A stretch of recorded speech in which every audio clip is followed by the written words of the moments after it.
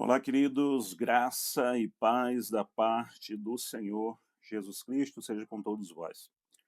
Eu venho nesse vídeo trazer para os irmãos, para as pessoas que me seguem, para os amigos do Evangelho, uma explicação a respeito de um versículo que tem sido muito utilizado aí, né?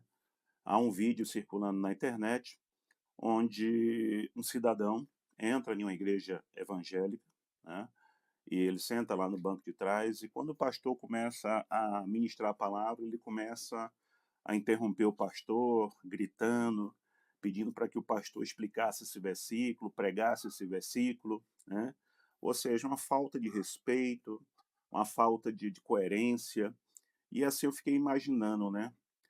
Uma frase que meu pai, ele dizia: meu filho, macaco sabe em que pau sobe, né? O que eu quero dizer com isso? Será que ele teria essa mesma coragem? Será que ele teria essa mesma ousadia para entrar em uma mesquita muçulmana? Será? Será que ele teria essa coragem, né, essa ousadia toda para entrar em uma favela dominada pelo tráfico de drogas e ali dizer o que ele bem entendia? Será que ele teria essa coragem, essa intrepidez de entrar em um terreiro de candomblé, de uma raiz, de matriz africana, para fazer isso também? Eu creio que não. Como meu pai falecido dizia, macaco sabe em que pau sobe, né? E ali ele, por várias vezes, gritando aos berros, pediu ao pastor para que o pastor falasse sobre Isaías 45:7. Queridos, a Bíblia diz que no final do tempo a ciência se multiplicaria, né? E nós temos visto muitas pessoas que nunca leram uma página da Bíblia, nunca leram um capítulo da Bíblia. E essas pessoas que são emprenhadas pelos ouvidos, que vivem à mercê dos influencers, né?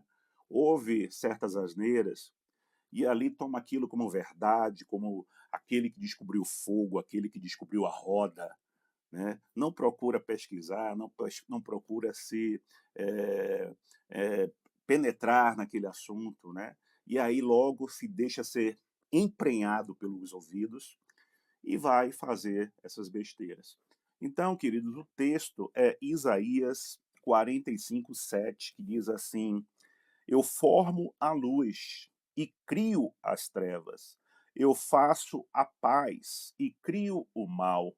Eu, o Senhor, faço todas essas coisas.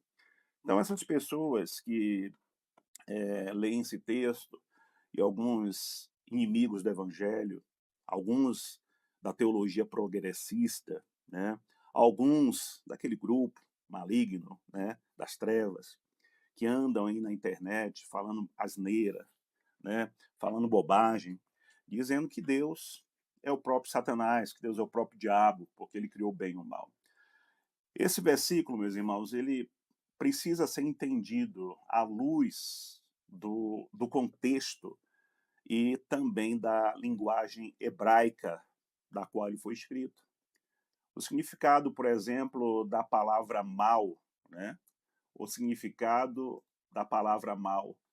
A palavra hebraica usada para mal é ra, que pode significar maldade moral, que é pecado, calamidade, desastre, adversidade, juízo.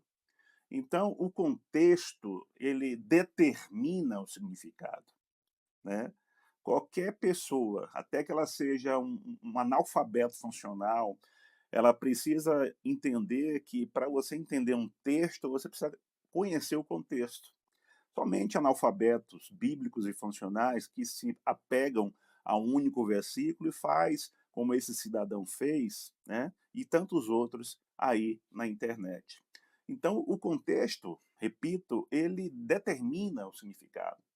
Isaías, capítulo 45, Deus está declarando sua soberania sobre a história, mostrando que ele levanta e derruba nações, e que usa até mesmo o rei Ciro, o grande rei Ciro, para cumprir seus propósitos. Então, o contraste do versículo é luz versus trevas, paz, shalom, versus calamidade, versus medo, o ra no hebraico. Por isso, muitas traduções modernas, elas vertem a palavra como calamidade, como desgraça ou adversidade, em vez da palavra mal.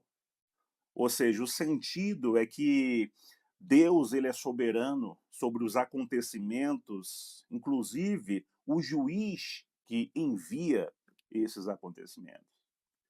Deus criou o pecado? Lógico que não. Lógico que não. A Bíblia afirma claramente que Deus é santo e não há, e ele não é o autor do pecado. Por exemplo, Tiago, capítulo 1, versículo 13, Deus não pode ser tentado pelo mal, e a ninguém tenta. Está escrito. Está escrito. Por que, que o cidadão, para não dar outro nome para ele, né? Porque só pegou só conhece esse versículo. Né? É igual as pessoas aí, pinta e borda, é porque né, atira a primeira pedra, mas não conhece o contexto. Né? Não conhece o contexto. Abacuque, capítulo 1, versículo 13, diz: Deus é tão puro de olhos que não pode contemplar o mal com aprovação. Abacuque 1, 13. E 1 João 1,5 diz: Deus é luz e nele não há treva alguma. Ou seja, meus queridos, Isaías 45, 7, que esse cidadão utilizou aí para fazer essa pataquada ridícula que ele fez no culto, ensina que Deus criou o pecado, né? Que não ensina, na verdade, que Deus criou o pecado, ou melhor, não criou a maldade moral. Deus não criou essas coisas. O que o texto está ensinando é que o profeta está afirmando que Deus ele é soberano sobre toda a criação e sobre a história, incluindo tempos de paz e tempos de juízo, tempos de prosperidade, tempos de calamidade. Ou seja, nada, absolutamente nada, escapa ao seu governo, ao seu controle. Mas isso não faz de Deus, de forma alguma, em hipótese alguma, o autor do pecado. Ele permanece absolutamente santo, ele permanece absolutamente justo, ele permanece absolutamente perfeito em todos os seus caminhos.